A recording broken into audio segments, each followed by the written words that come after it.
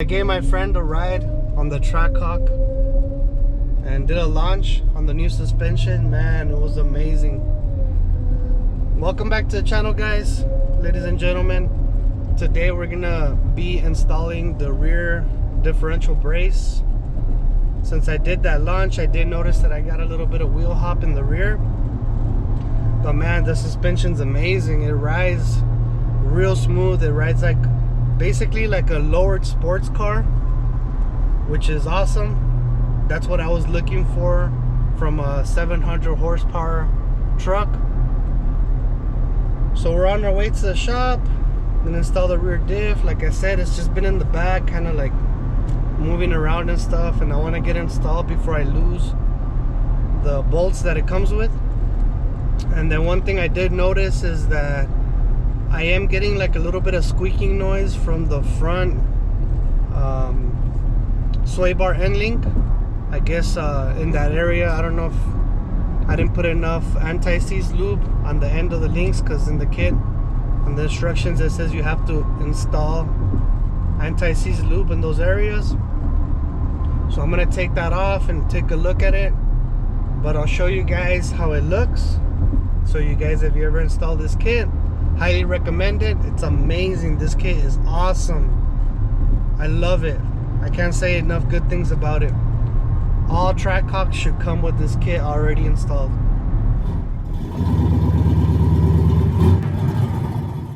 We got our Bwoody Rear differential kit right here. All the supplied hardware came in its little bag. These is the Torx that I'm gonna use to tighten these. And then this is the one that I'm going to use to remove the factory differential bolts. So first I got to remove this, then I got to install this with these new longer bolts for the added thickness of the differential brace. Then after that, we are going to have to drill into the I guess the supporting the supporting brace, where the differential brace is going to mount onto, and then these bolts are going to go through, and then they're going to use this, and that's pretty much it. It's a pretty simple kit to install. After this, I am going to take a look at the front sway bar end link, because like I said, it was squeaking. The reason it squeaks is because there's not enough lubrication on there, and they're polyurethane bushings. They're a lot harder than rubber, like I explained in the previous videos. So all we gotta do is take that apart, just inspect it to see what's going on, clean it, reapply the anti-seize lube, which is this one right here. On the Bwoody instruction, it says to use the copper anti-seize lube, but where I'm at, they didn't have it. I would have to order it, but this works fine. This is like I don't know if it's like a lead but it's very slick, and it's very heat resistant and waterproof and all that stuff. So this is the stuff you gotta add to the bushings. On this one, I don't think I have to add it. It doesn't say nothing on the instructions, because this part doesn't move or anything like that, so it doesn't have any flex or anything like that. And the squeaky noise that it does, it only does it once in a while, but either way, it's audible. I pick it up, so I just want to have the job done, the job done right. I removed this cover here. I try to remove it from up here, but as long as this, you got to be careful not to bend this too much, but I got it in a position where I'm comfortable. I was able to remove these bolts right here, the factory bolts. They're right here. But I do gotta advise this: when you remove these, you gotta be very careful and make sure, let me show you guys that. You gotta make sure that this tool goes in all the way. If not, what's gonna happen is that you're gonna mess up this. Sorry guys, somebody dropped something. But you're gonna mess up this, and then the bolt's gonna strip. Then more than likely you're gonna have to take it to the dealership or somewhere else, and they're gonna see that you mess with this, and more than likely they're gonna void your warranty. So make sure that it goes in all the way. All right, when you guys install these bolts, just make sure you put enough of this RTV gasket, and make sure that you also put a lot of this gasket where these bolts go. Just try to put in as much as you can, because you want to seal up your transmission. Again, you don't want to have it, I guess you could say, if it starts opening up, all the liquid's going to come out, or the transmission fluid in there's going to come out. Then you're going to have to take it probably to a transmission shop or a dealership. So you want to put a lot of this, enough of this, so it coats these bolts. That's what this little black, I thought it was, I didn't know what it was. I thought it was a thread locker, but it's RTV silicone. The bolts are in, as you can see. And the same thing that I told you guys earlier about this going in all the way, make sure it goes in all the way. You strip these, you're gonna have a big headache in your hands. Okay, so this is installed. This has to still be torqued to 130 foot-pounds of torque. Do not over torque it if you use a tool like this, because this is bolts that are important. This is aluminum. It's very easy to strip the thread if you use too much force, or if you over torque a bolt, you could basically snap it, or it could snap. Okay, if you guys can notice up here, try to give you guys a close-up, you can see a little gap right here, and that's the gap that we're gonna close up. And this differential mount is where it's gonna go. It's gonna hit up here on this big suspension brace, or I guess you could say, chassis. So it's gonna go, I'm gonna make the bolts right here, okay, with this. So I don't know if I should use a follow-up, a smaller drill. I think I am. And then I'm gonna step it up with the drill that it is. I did both holes, but I did use a follow-up, or a pre-drill.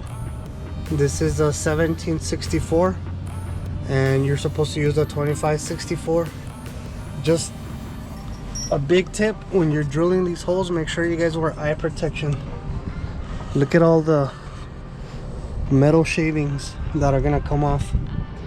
So, but before, I already put one on there because this one didn't look that ugly, this hole. But as you can see, this one has a bunch of little shards. So I'm gonna go in there and kind of take those little shards off with like a little chamfer. Oh, well, there they go, but there's still some over here, just so the job looks a little bit cleaner. And after this, it's pretty simple. You're supposed to put the supplied hardware, which is this little boot, or like, this little I guess like flange or whatever. And you see how it's curved? You're supposed to leave the curve up, so it's technically supposed to look like that. And then once you start torquing these up to 38 pounds, this goes up, and that's done. And then finally we're gonna end up cutting this. We have to cut this so it fits the differential brace, so it goes around here really nice. Another thing I'm gonna tell you guys is, if you guys can, I don't know if you guys really care about this, but I do. This, I had, if you guys didn't know, previously to the TrackHawk, I had the Jeep SRT. Same year, it looked pretty much exactly the same except for the calipers and power plant. And this interior is black, mine was red, or this one, the other one was black, this one is the red. But I dynamited all the truck. It made a huge difference. I noticed it when I went to go take the truck to the dealership where I got this one. Coming back, I would hear a lot of road noise, and I never noticed this, how simple it is to dynamite all this. I'm gonna do that later on in another video, but a friend is getting me some special dynamite that's foam, that way it doesn't weigh that much. But I'm gonna dynamite this for sure.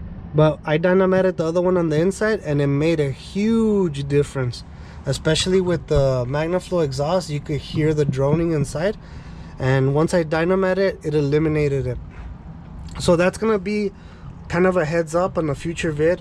I'm gonna swap out this exhaust and I'm gonna put the same one. It's actually the same exhaust that goes on the TrackHawk.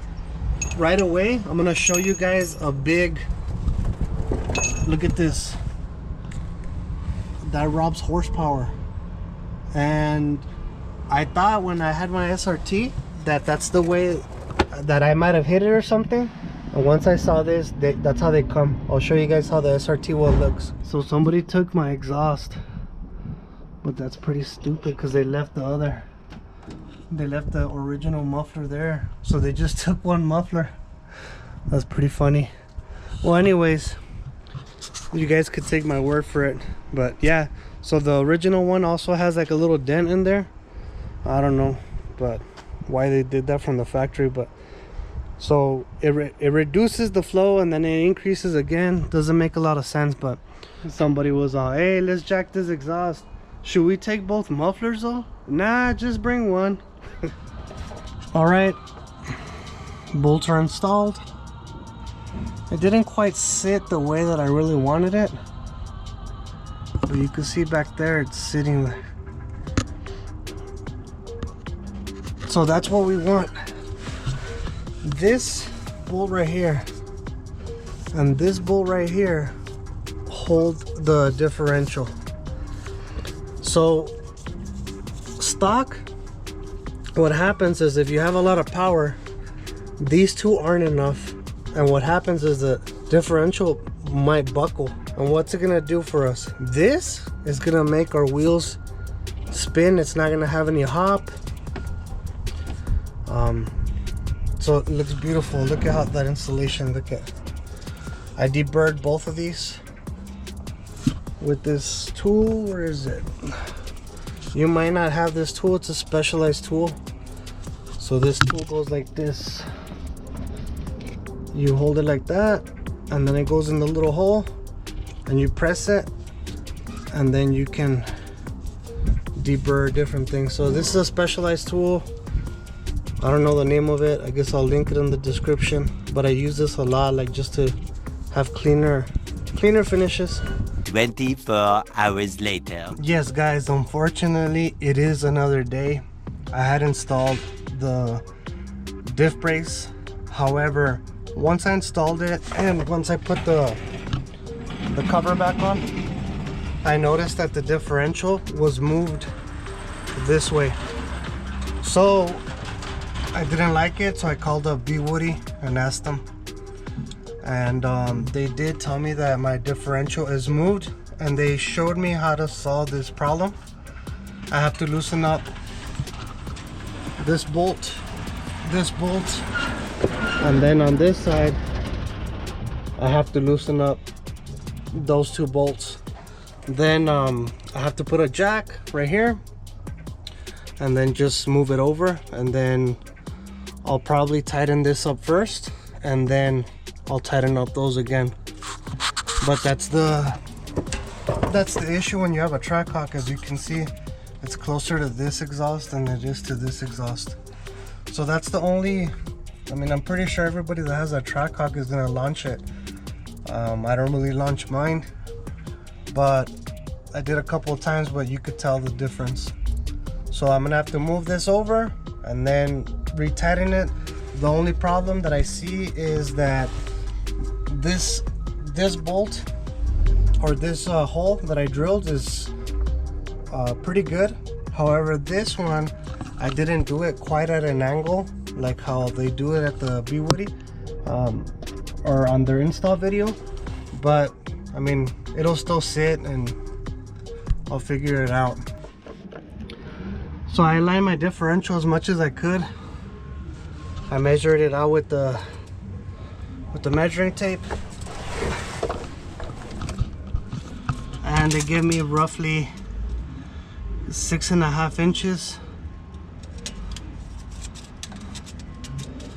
to the middle each side. So it looks a lot straighter. There's still some play, or I guess you could say the exhaust doesn't look exactly symmetrical, but it is moved a little bit. And my differential wasn't that bad, So I loosened these up. I gotta tighten these and then the other two that are up here, and they all go torque to 100 foot-pounds of torque. So what I'm gonna do is I'm gonna probably put these on first, tightening up the differential, and then I'll torque these up. This is why you have to torque things to a certain spec. I received some incorrect information. I torqued these to 100 foot-pounds of torque and it snapped. It's a pain in the ass. As you can see, it's already like the sun's already going down. I've been at this pretty much all day, like 4 hours, trying to get this damn thing out. So I got new replacement hardware. I'm gonna button up everything. I'm gonna torque this to maybe about 45 foot-pounds of torque. I understand maybe the big ones were supposed to be torqued those at 100, but man, this one's just too thin to get torqued at that spec. Luckily, maybe most of you guys won't have access to this, but I have access to a badass machine shop, and I was able to make a little jig. I'll show you guys